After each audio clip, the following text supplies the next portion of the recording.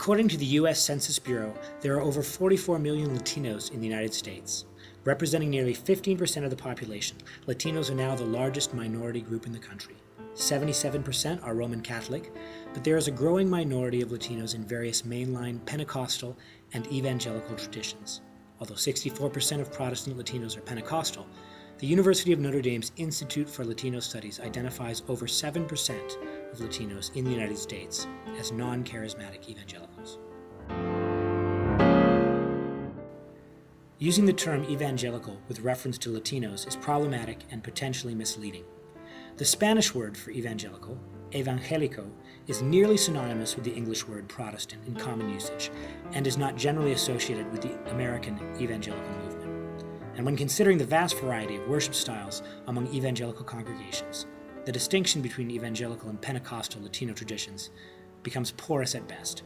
In spite of the problematic nature of the designation Latino evangelical, however, it cannot be overlooked that there are a significant number of Latino congregations associated with denominations that are broadly evangelical in its American usage, but are not part of the Pentecostal movement.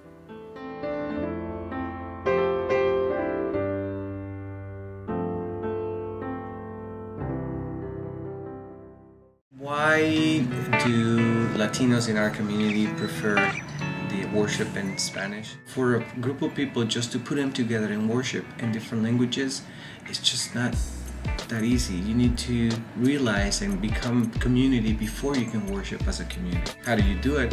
Fellowship, celebrate, fiesta for the Latinos. Once you know your friend, once you know who's your neighbor, then you can decide whether you want to worship together or not. The Latino community, they prefer worship in their own languages because they're already friends, they're already family, they're already community, and moving on to a worship sacred space in their lives, it's easy. The experience and identity of Latinos in general, and especially the Latino Evangelical Church in the United States, is characterized by a deep sense of hybridity.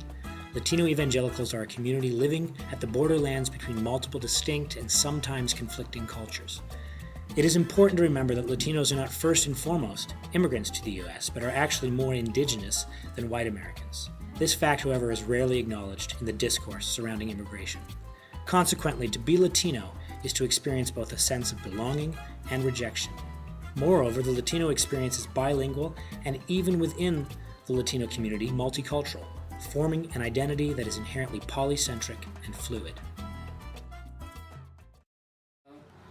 The Latino family into an environment like the Presbyterian Church, there are issues that you have to think about. Authority is the issue of women, is the issue of siblings and how they relate to their parents. And also there is the issue of the pastor. When Latinos are working in an environment like the Presbyterian Church, it is very difficult because, again, they have a high respect for the pastor. And what the pastor said, usually that's the law. One of the worst things that happens to me is when I was closer to the United States. Mexican government, they catch me and they put me in a place, they sell myself to another group of they call coyotes, you know. I remember that I started dealing with my stepbrother right here, and they say, you know what, tomorrow you're gonna cross, to United States. Amazing thing that happens to me. I crossed the border in an engine of a truck. Special compartment in the truck that it goes, from the back all the way to the engine. I remember they pushed myself right on the way to the engine. Every single time when they do this one, means quiet. Don't even breathe. When they treat you can start breathing and you can talk, and then every single time when we stop, your heart is bumping like they're gonna look for me, they're gonna find me, right? Finally I crossed on the border. At our church we have the Spanish and English congregation, and we have the same pastor. I always think about it, and I would really love to have both congregations and even the African if possible. It's worshiping the Lord all together in 3 different languages. I don't know how we would do it. That's my dream. And this, I've never gone to El Salvador. If I go to El Salvador, they won't consider me Salvadoreño or Salvadorian.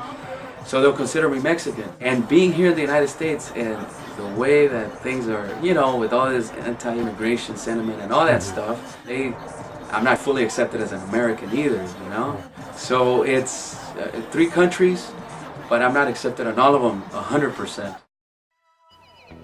Latinos, as the largest minority group in the United States and a growing minority within the evangelical church, will continue not only to be influenced by, but to exert tremendous influence on American society at large and the evangelical church as a whole. The positive possibilities give us reason to have great hope. Ronald Takaki explains that America's dilemma has been our resistance to ourselves, our denial of our immensely varied selves. The same could no doubt be said about the evangelical church. Perhaps Latino evangelical congregations, communities of polycentric identity who live at the nexus of multiple cultures, can help the evangelical church in America to question the essentialist notions of race, culture, and politics that have divided us. Perhaps they can help the evangelical church question the liberal conservative binary that churches and individuals have so often been forced into. And just maybe, if we will look to the past and envision the future with new eyes, we might begin to see ourselves in a different mirror. A mirror that reflects the magnificent plurality of the one nation in which we live, the one church to which we belong, and our one shared humanity, created in the image of God.